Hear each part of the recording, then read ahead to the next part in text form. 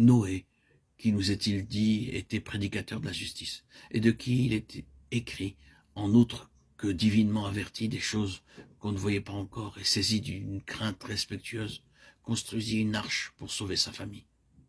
C'est par elle qu'il condamna le monde, et devint ainsi héritier de la justice, qui s'obtient par la foi. La présence des justes dans ce monde n'est pas dans le but d'être considéré par le monde, mais de le condamner. Oh, que l'Église ait cette puissance-là aujourd'hui. Que fera le monde avec de tels gens? Il fera avec eux exactement ce qu'il fit avec ceux qui sont mentionnés dans le livre de l'Apocalypse. C'est ce qui fait d'eux des vainqueurs. Ils n'ont pas aimé leur vie même jusqu'à la mort. C'est le prix pour être un vainqueur. Je ne vais pas tenter d'appliquer ceci à tout égard. Vous devez demander au Seigneur de vous montrer où le principe s'applique, comment il s'applique, ce caractère céleste du peuple de Dieu. Écoutez encore ces avertissements et cette exhortation. Souviens-toi donc d'où tu es tombé. Que celui qui a des oreilles entende ce que l'Esprit dit, à celui qui vaincra. En joignant les fragments ensemble, voici en fait ce qui est dit. Ceux qui préservent et maintiennent leur position céleste envers et contre toute l'attraction vers le bas, la séduction, la force et la furie de l'ennemi, de l'adversaire, parviendront au trône et régneront là où l'adversaire règne maintenant. C'est là l'issue, une chose énorme. Et puis, si cela coûte tout pour être un vainqueur, souvenons-nous que ceux qui souffrent avec lui régneront avec lui, seront glorifiés ensemble avec lui. Tu dois abandonner entièrement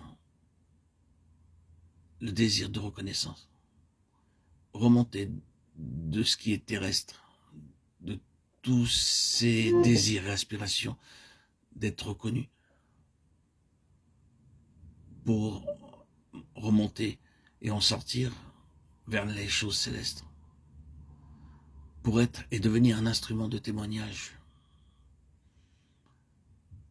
Tu es ici dans ce monde pour être un vase du témoignage céleste de la gloire de Dieu. Eh bien, vous avez peut-être eu un petit aperçu de la pensée céleste de Dieu, vu ce à quoi et en vue de quoi Dieu travaille, ce qu'est sa pensée, un peuple céleste. Oh, c'est ici où l'Église a besoin de vision. Cela nécessite vraiment la vision. Si l'Église voyait ceci, quelle Église différente ce serait? Le vainqueur est cette personne ou cette compagnie qui a la vision que la majorité a perdue. Demandez au Seigneur de vous accorder la vision pour le bien de toute son Église. Car le vainqueur, laissez-moi le redire, n'est pas quelqu'un ou quelque chose à part, mais en relation avec le tout. Le lien de Dieu entre sa pleine pensée et ceux qui l'ont perdu. C'est là le vainqueur. Si le Seigneur ouvrait nos yeux, les yeux d'un certain nombre parmi son peuple, ce serait pour le bien de toute l'Église. Frères et sœurs en Christ, mes chers amis, auditeurs, auditrices, demandons-lui donc d'exaucer la prière de Paul en notre faveur, les richesses de la gloire de son héritage dans les saints. À lui soit la gloire dans l'Église et en Jésus-Christ, dans toutes les générations, au siècle des siècles.